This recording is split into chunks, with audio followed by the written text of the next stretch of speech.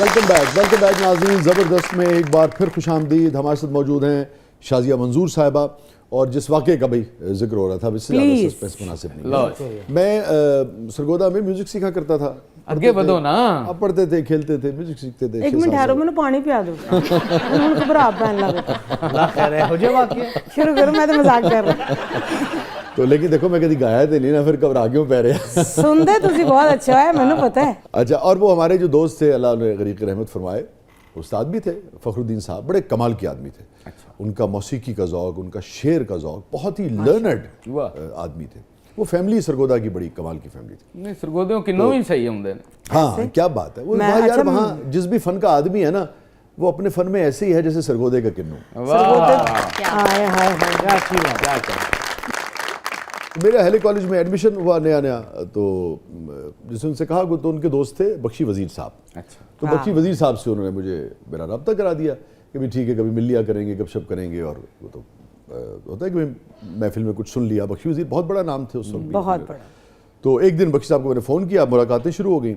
तो उन्होंने कहने लगे कि मैं EMI बैठा तो तुसी इधर ही आ जाओ। अच्छा। तो उस ज़माने में बेपना उरूज था, वो NTM पे चला करता था म्यूज़िक चैलेंज। उसके बिल्कुल इब्तदाई पहला या दूसरा सीज़न था।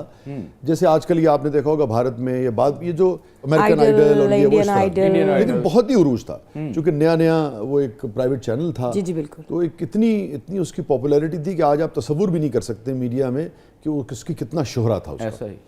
तो EMI में उसके ऑडिशंस हो रहे थे कि किन नौजवानों ने उसमें गाना है। तो मैं बख्शी वज़ीर साहब के दोस्त तो नहीं, हमारे बड़े थे, मगर मैं उनके एक दोस्त का दोस्त था एक तरह से। तो उनके ऐसे मैं चला गया, तो मैं लाज़िम बात है, मैं उस तरफ बैठा हुआ था उनके साथ, जैसे उनके साथी होते हैं, दोस्त होते हैं। तो बख्शी साहब थे, वज़ीर साहब थे, और अपना वो सुन रहे थे, लोग आ रहे थे, नौजवान आ रहे थे, गा रहे थे, जा रहे थे, सब हो रहा था। इतने में देखा मैंने कि एक लड़की आई है और घुंघरियाले से उसके जनाब लो जी, तो वाकया इंटरेस्टिंग होने लगा।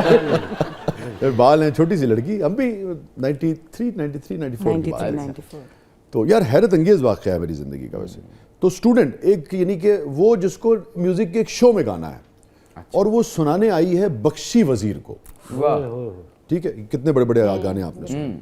और जब उस लड़की ने सुर छेड़ा है तो उसने यही गाना गाया है, सागर रोए लहरें शोर मचाएं। उसने ये गाना गाया है और मैं गवाह हूँ कि वज़ीर साहब फूट फूट के रो पड़े। वाह वाह, जैसा उसने गाया है, जैसा उसने सुर लगाया। और वो लड़की थी शाजिया मंजूर। क्या कहेगा। काश मैं कहीं उस वक्त आपको देख लेती। और मैं ये मेरे लिए बड़े एजाज की बात है। और इसमें कमाल पता है क्या था? देखिए मैं आपको बताऊं, जो सच्ची बात है, ये इस वाक़े में बहुत सारी चीज़ें हैं। एक तो मैंने उस वाक़े से सीखा कि टैलेंट को कोई नहीं रोक सकता, ये नौजवानों को भी पता होना चाहिए। क्योंकि फिर मुझे बाद में शाजिया ने बताया कि बख्शी साहब से कोई उनकी पुरानी वो नहीं थी, ये कोई म्यूज़िकल किसी फैमिली से नहीं थी। ऐसी चीज़ रैंडम एक आदमी आता है, एक बार मुलाकात ज़रूर थी, तो उन्होंने कहा था तुम आ जाना। तो अगर आप 1000 लोग, लिटरली हज़ारों का मजमा था, अगर आप में टैलेंट है, हज़ारों का भी मजमा है, तो कोई आपको रोक नहीं सकता। ये नौजवानों के लिए मैसेज है। असल में मेरे लिए 2 चीज़ें मैंने इससे सीखी। एक ये, दूसरे मैंने सीखा कि बड़ा आदमी क्या होता है। बड़ा आदमी वो होता है कि इतना बड़ा आदमी फिल्म इंडस्ट्री का, फिल्म इंडस्ट्री उरूज पे है, उस वक्त वो अपने उरूज पे है, लेकिन अगर किसी ने अच्छा सुर छेड़ा है, वो उससे जितना उसकी ज़िंदगी का तजुर्बा है उससे उसकी कम उम्र है सुर छेड़ने वाले की, या जो भी काम आपने उसके सामने पेश किया, लेकिन अच्छा है तो ऐसे दाद देगा कि फूट फूट के रो देगा। ये वज़ीर साहब को भी चाहिए। ये 2 चीज़ें मैंने उस वक्त सीखी थी ज़िंदगी में, और ये यूथ को भी सीखनी चाहिए। और एक चीज़ मैं बच्चों को और कहना चाहूँगी कि जो भोलेपन में हो जाता है ना, वो बहुत ज़्यादा समझदार होकर नहीं होता। मेरा उस वक्त एक्सपोजर नहीं था। मुझे ये ज़रूर पता था कि they are very good composers, big composers, जिनको जज के तौर पे बुलाया गया है, लेकिन उनके पीछे क्या है आई डिडंट नो। लेकिन उसके बावजूद भी मुझे पता है, अगर आपको ये पता है कि ये जज की कुर्सी पे बैठा है, तो आप एटलीस्ट ये तो समझें कि जो जज की कुर्सी पे बैठा है वो कौन है, वो कुछ तो है। बिल्कुल। अच्छा, इसमें एक और बात बताऊं कि ये तो टीवी रिकॉर्डिंग नहीं थी, अभी ऑडिशंस हो रहे थे हज़ारों बच्चों के, कोई रिकॉर्डिंग नहीं थी, कोई दिखावा कुछ नहीं था। और मुझे और याद आया कि वो वज़ीर साहब की ये हालत थी कि वो फिर उठे हारमोनियम से, वो पीछे चले गए, बड़ी मुश्किल से उन्होंने लोगों ने इनको अपना वो अपने जैसे कहते हैं अपने उन्होंने वो जो कैफियत उन पे तारी हुई थी उसको उन्होंने अपने आप को कंपोज किया और फिर वो वापस आए। और मैं डर गई, मैं क्या पता नहीं क्या होना, मैं क्या हो रहे, मैं तो निकल गई थी। क्या तो नजब क्या है प्रोग्राम के इस मरहले में? तो अब हमारा सेगमेंट है बूझो तो जाने। अच्छा जी मैंने पूछना पूछो तो जी जाने। मैं हम लोग पूछेंगे। रिडल्स। अब आपको लो जी मैं बड़ी पैड़ी जी थी। बहुत मजा आने वाला है। हाय हाय हाय आज जनाब आपकी जहानत का इम्तिहान है। मैं तो पास बड़ी मुश्किल होनी उस पहेली ਨੂੰ ਤੁਸੀਂ ਗਾਣੇ 'ਚ ਬਦਲ ਦੇਣਾ ਲਓ ਤੁਸੀਂ ਟੈਨਸ਼ਨ ਨਹੀਂ ਲਓ ਮੈਂ ਇਹੋ ਜੀ ਪਹਿਲੀ ਦਾ ਆਨਸਰ ਦੇਣਾ ਉਹਨੇ ਕਹਿਣਾ ਇਹੀ ਸੀ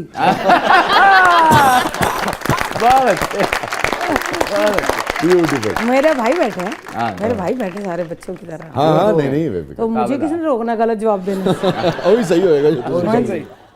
So are you ready? Yes cheating कर सकती हूँ क्योंकि जहानत की बात आ गई है तो मैं डर गई तो बढ़ते हैं पहली रिडल की तरफ। जी जी अच्छा शादिया साहिबा, ਇਹ ਤੇ ਸਾਰੇ ਬਸੁਰੇ ਆ ਗਏ ये बताइए कि आप का सबसे पसंदीदा म्यूजिक डायरेक्टर जिसके साथ आपकी ख्वाहिश है या रही कि भाई मैं इसके लिए गाऊं? ख्वाजा खुर्शीद अली ख्वाहिश साहब थी और ख्वाहिश साहब के साथ यकीनन आपको मेरी मौका ख्वाहिश थी मिल सका जी। कि मैं उनके गाने गा सकूं। ठीक है, तो आप तसव्वुर कीजिए कि ख्वाहिश साहब के साथ आपको एक मौका मिला मगर किसी हासिद ने ना, किसी बेसुरे से सिंगर ने, हाँ बेसुरे से सिंगर ने तानू एक तहखाने 'ਚ बंद कर दिता है अच्छा कि तुसी पहुंच ना सको अच्छा। ख्वाहिश साहब को। अच्छा और आपके पास तकरीबन 12 घंटे हैं।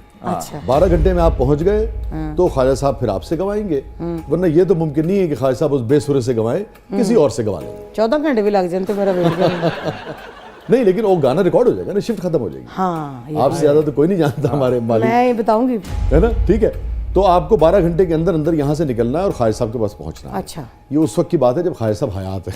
मैं समझ गई मैं पहुंच गई वहाँ पे। ठीक है, ओके। तो कौन सा रास्ता आप इख्तियार करेंगी? 3 दरवाजों की चॉइस जो है वो आपके पास मौजूद है उस तहखाने में। देखिए जी एक रास्ते से आप निकलेंगी तो आगे एक पांबड़ेगा और बल रहे जनाब, ठीक है ना, आग जो है भड़क रही है, ठीक है, और वो तकरीबन 1 मील के फासले तक है। वो क्रॉस करके क्या आप जाएंगी, या दूसरी तरफ एक बेर है जिसके 2 बच्चे हैं और वो बहुत ही यानी कि भूखा भी है और बच्चों को अपने बचाने के लिए बच्चों उन्होंने खाई जाना है। जी हाँ, तो और ये सिर्फ गाना एक किन्ने कमरा ही गाना है जी, और ये सिर्फ एक कमरा है, उस कमरे को क्रॉस करके जाना है। तो क्या उस कमरे से निकलेंगी आप, या आप तीसरा दरवाज़ा खोलेंगी और वो एक ऐसे एरिया में खुलता है जहाँ सूरज के आगे एक बहुत बड़ा मैग्नीफाइंग ग्लास लगा हुआ है। ताकि आगे बहुत ही फील हो। हाँ, जैसे ही आप पहुंचेंगी वो बिल्कुल नुक्ता इर्तिकाज पे आके और एकदम से जल मुझे जाएगा। यही दरवाजा दे दें आप। कौन से? ये जो ये वाला ਮੈਂ ਕਹਿੰਦਾ ਤੁਸੀਂ ਤਿੰਨੇ ਦਰਵਾਜ਼ੇ ਰਹਿਣ ਦਿਓ, ਅੰਦਰ ਬਹਿ ਕੇ ਰਿਆਜ਼ ਕਰੋ देखो जी बात ये है, वो तो मैग्नीफाइंग ग्लास लगा हुआ है। हाँ, खैर गाने के लिए तो मैं किसी भी दरवाजे से अच्छा गुजर जाऊं। मैग्नीफाइंग ग्लास लगा हुआ है लेकिन क्रॉस करने के बाद लगा हुआ है। हाँ, ओके तो सूरज की जो रोशनी है उसको उसने एक हिद्दत जरूर दे दी है। फिर ਇਹਦੇ ਚ ਚੱਲ ਰਹੇ हैं फिर बेहतर है। मैं नहीं चाहती कोई बुरा गाना खाए साहब का गावे। ठीक है, नहीं तो ये तो बिल्कुल दुरुस्त है। तो कहाँ से जाएंगी आप? मैग्नीफाइंग ग्लास से नहीं मगर वो तो उस लगा हुआ तो पूरे एरिया में है। फिर हम छड़ देने हैं। अच्छा देखिए मेरी बात सुनो। मेरी गाल सुनो, लेकिन लॉजिकल आंसर देखिए है। मौसीकी भी एक इश्क है और इश्क ये डूब के पार करना होता है। लेकिन मैं भी फिलहाल चलूंगा। चूंकि मुझे गाना गाना है आगे चलो मैंने छड़ना नहीं है। मैं भालू वाले दरवाजे से जाने को ठीक है। ठीक है, वो मुझे देख के कहेगा अपने को फैमिली मैं कहना तुम जाओ। आपको लगता है कि एक छोटा सा कमरा हो और उसमें भालू अपने बच्चों के साथ भूखा हो 6-7 दिन से, तो वो आपको निकलने देगा? नहीं तो फिर लेकिन ये काम हो सकता है कि उसके सामने अगर मैं ये कहूँ कलियां गुजारा कि मैं रात तक कालियों कवे इतना प्यारे वाले तो बच्चे कहना तेरे बाजो जी नहीं लगता उठ के मैं जावा परा निकल गई। नहीं निकल जाएगी। अच्छा देखिए, चले मैं आपको क्लू देता हूँ। 12 घंटे हैं आपके पास ओए देखो ना 12 घंटे हैं। और जो इसके बाद का जो रास्ता है वो सिर्फ 10 मिनट का है। अच्छा हेलो ਵਾਹ ਵਾਹ गली कोई नहीं। ਲਓ इसमें चूंकि मैग्नीफाइंग है तो निकलने के बाद आगे जाके उधर आगे जाके थोड़ी सी हिद्दत तेज हो जाएगी। जब आप निकल जाएंगी ना तो सिर्फ 10 मिनट का रास्ता है। ओके तो आपके पास 12 घंटे है, 12 घंटे तक आप सोच सकते और हैं। ये जो है ये फ्लेम है जो कि दरवाजे पे ही है। नो नो नो, है तो दरवाजे के बाद मगर पूरे 1 मील तक ये आग लगी हुई ये है। ना परा करो ਇਹ ਤੇ ਕਿਸੇ ਨੇ ਕਣਕ ਸਾੜੀ नहीं है कणक साड़ी और स्मॉग फैलाई ये ठीक रहेगा। कौन सा वाला? ये मैग्नीफाइंग वाला ठीक है, कैसे? वो इसलिए कि इसमें बचने की धूप की हमें वैसे ही बहुत आदत है। पाकिस्तान में जिस तरह की गर्मी पड़ती है तो मैग्नीफाइंग ग्लास की कर लेगा साढ़े। नहीं, वो मैं आपको बता देता हूँ, मैग्नीफाइंग ग्लास जो है वो ऐसे एडजस्ट किया गया है धूप की रोशनी के साथ कि वो बिल्कुल सूरज की रोशनी को एक नुक्ते पर लेके आ रहा है, नुक्ते इर्तिकाज जिसे कहते हैं, ठीक है ना? लेकिन वो देखे ना, तो बिल्कुल वो जो रेज जो है ना, आई कैन अंडरस्टैंड, लेकिन हर मुश्किल के भस्म बाद करते हैं। आसानी। देखिए मैंने ये बालू वाले कमरे जो तुझे जान दे रहे। नहीं, अच्छा 12 घंटे सूरज है, सूरज है और 12 घंटे 12 घंटे हैं हैं, और धा त्रिकड़ा है और उसके बाद कर से दिन 10 मिनट का रास्ता है आप बहुत नजदीक हैं।